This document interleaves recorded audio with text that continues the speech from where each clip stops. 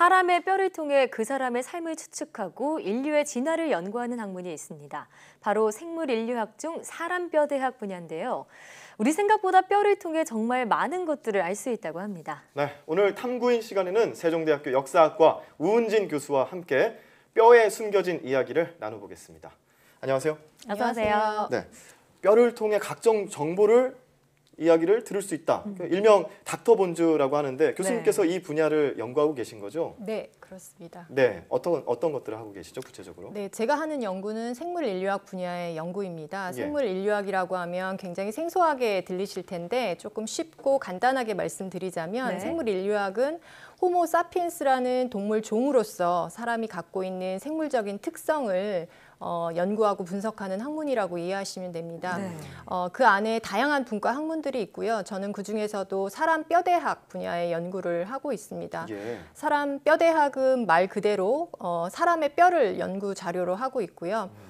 사람의 뼈를 통해서 생전의 정보를 가능한 많이 얻어내는 그런 분석과 연구를 한다고 보시면 돼요. 네, 사람뼈대학 정말 이름만 들어도 생소한데요. 네. 사실 역사학 전공자 중에 이렇게 뼈를 만지면서 연구하신 분들은 많지 않을 것 같아요. 네, 교수님은 좀 어떤 계기로 이렇게 연구를 시작하게 되셨나요? 네, 국내에는 많지 않은데요. 제가 맨 처음 뼈를 보게 된 건 대학교 4학년 때 고인류학이라는 수업 시간 때 처음 뼈를 접하게 됐고요. 네. 사실 그때 처음 본 거는 진짜 뼈는 아니었고 모형 뼈였습니다. 네. 그렇지만 모형의 뼈를 통해서 뭔가 그 정보를 얻어내고 특히나 인류의 어떤 기원과 진화의 과정을 탐구한다는 것 자체가 매우 흥미롭게 느껴졌어요. 예. 그래서 시간을 되돌린다면 모를까 정말 알아내기 어려운 생전의 주인공의 어떤 삶에 대한 정보를 얻어내는 것 그 자체가 그 과정이 저에게는 너무나 매력적으로 네. 다가왔고요.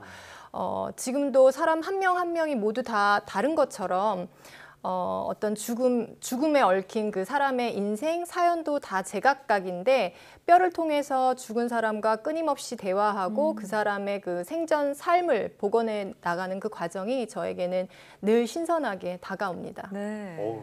근데 무섭진 않으셨어요? 네.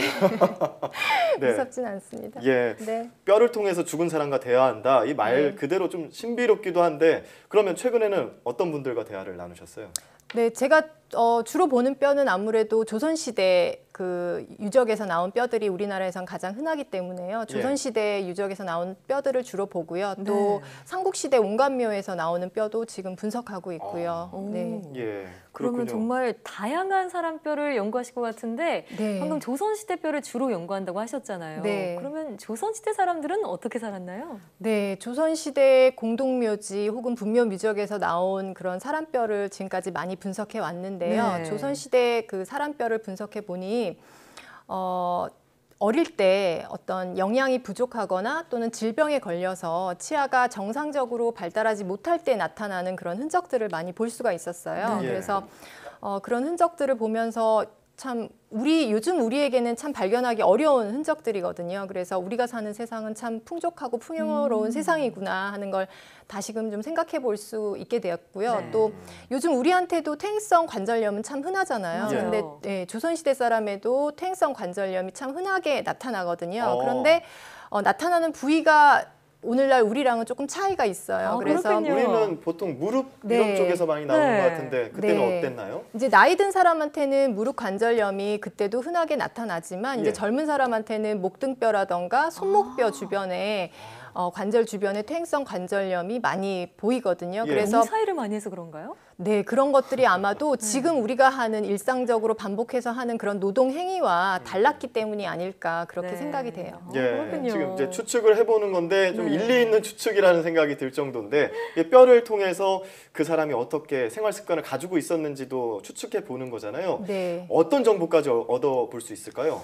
사실 뼈의 상태가 좋으면 굉장히 많은 정보를 얻을 수 있습니다. 그래서 네. 뼈의 상태에 따라서 굉장히 얻어낼 수 있는 정보의 양도 굉장히 많이 달라질 수 있는데요. 예. 예를 들어서 저희가 2007년도에 우리나라 창녕 송현동 고분군에서 그 순장된 사람뼈가 발굴이 됐어요. 네. 비교적 좋은 상태로 발굴이 돼서 예. 분석을 했더니 그 순장된 사람의 나이가 16세 안팎이었고 그리고 여성이라는 거를 알게 됐고요. 지금 화면에 나오는 저 지금 모형도 같은데요. 네, 예. 그리고 성장판이 완전히 닫히지 않아서 다 자란 성인의 키는 아니지만 사망 무렵에 키가 한 150cm 남짓이라는 것도 알게 됐고요. 예. 그리고 눈 천장뼈 주변에 생전에 심각한 빈혈을 앓았던 흔적이 있었습니다. 그리고 생전에 주로 이제 무릎을 많이 꿇고 앉았다거나 쪼그리고 많이 앉아서 생활할 때 생기는 무릎 관절 주변의 어떤 변형 같은 것도 알아낼 수가 있었어요. 그래서 제가 많이 하는 말인데요.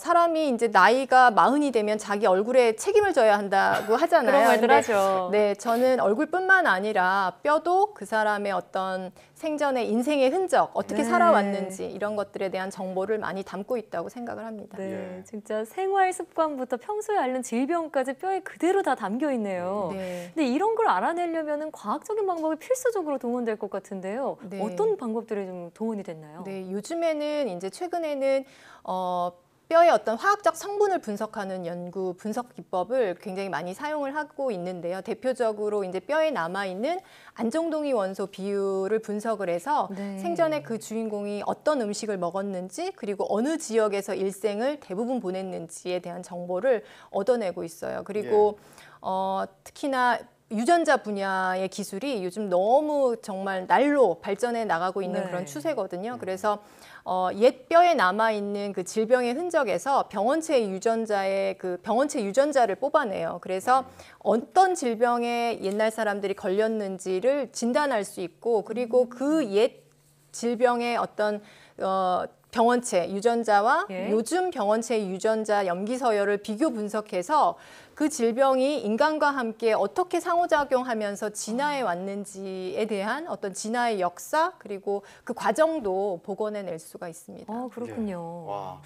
그런데 이게 사람뼈대학이 범죄 수사에도 쓰인다고 들었는데요. 네. 네. 속된 말로 뼈밖에 남지 않았다. 네. 그럼 뼈밖에 남지 않은 상황에서 어떻게 범인을 찾아낼 수 있는지 네. 참 궁금합니다. 어떻게 할 수 네, 있을까요? 뼈밖에 남지 않은 경우는 대개 이제 장기 미제 사건인 경우가 많은데요. 예. 그럴 경우에는 뼈에서 가능한 한 그 생전의 어떤 정보를 많이 얻어내는 것이 사망자의 어떤 신원을 확인하고 그리고 사망 원인을 알아내는데 굉장히 큰 도움이 됩니다. 네. 그래서 예를 들면 생전에 뼈를 다쳤던 흔적이 있다던가 아니면 그 뼈를 성형한 흔적 네. 그리고 수술한 흔적 이런 것들이 있으면 개인의 신원을 확인하는 데 있어서 굉장히 큰 도움이 되고요. 네. 그리고 요즘 뭐 치아 치료 안 하신 분들은 사실 거의 없잖아요. 없죠. 네, 네. 그래서 그 치아를 치료한 흔적도 남아 있으면 예. 개인을 특정하는 데 있어서 굉장히 큰 도움이 되기 때문에 그렇게 개인의 신원을 확인하는 데 도움이 되는 정보들 위주로 분석을 하게 되죠. 네, 이 사람뼈가 참 선조들의 삶의 모습부터 범죄의 단서까지 네. 정말 이용하지 않는 곳이 없을 정도로 흥미진진한 분야다 이런 생각이 드는데 네. 그래서 이 사람뼈 대학에 흥미를 갖고 계속 연구하고 계시잖아요. 네. 앞으로의 목표 또한 남다르실 것 같은데요. 어떻게 네. 되나요?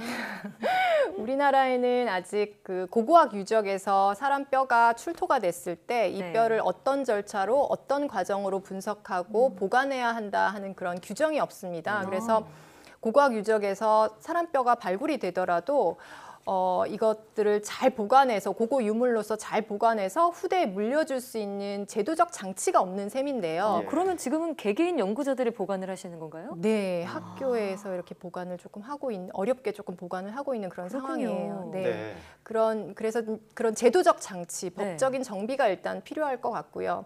그리고 문화유산만큼이나 뼈도 그 과거 문화의 주인공으로서 그 사람들의 어떤 삶을 복원하는 데 있어서 굉장히 그 귀한 자료가 된다는 인식이 좀 필요할 것 같아요. 예. 네, 학자로서 제가 이루고 싶은 것은 전염성 질병에 대한 연구를 계속 지속적으로 해나가고 싶은데요. 우리나라의 고대 사회에 어떤 전염성 질병이 만연했고 그리고 그 질병이 어떻게 유입이 돼서 범아시아적 관점에서 한반도에 그 질병이 유병했고 또 전파되었는지에 대한 경로 그런 과정을 밝힐 수 있는 연구를 지속적으로 해나가고 싶습니다. 예. 네, 마지막으로 제가 최근에 대중서를 한 권 냈는데요. 아, 네. 우리는 모두 2% 네안데르탈인이다라는 고인류학 분야의 대중서인데요. 그것처럼 이 분야의 어떤 성과들을 조금 쉽고 친절하게 대중들에게 설명하고 소개하고 소통하는 그런 기회들도 앞으로 많이 가지려고 노력하고 있습니다. 예. 네. 언중유골이라는 말 있잖아요. 네. 말에 뼈가 있다라는 뜻인데 오늘 골중유언 뼈에 말이 있다는 걸 알게 된 시간이었습니다. 네. 지금까지 세종대학교 역사학과 우은진 교수와 함께 이야기 나눠봤습니다. 오늘 말씀 고맙습니다. 감사합니다. 고맙습니다.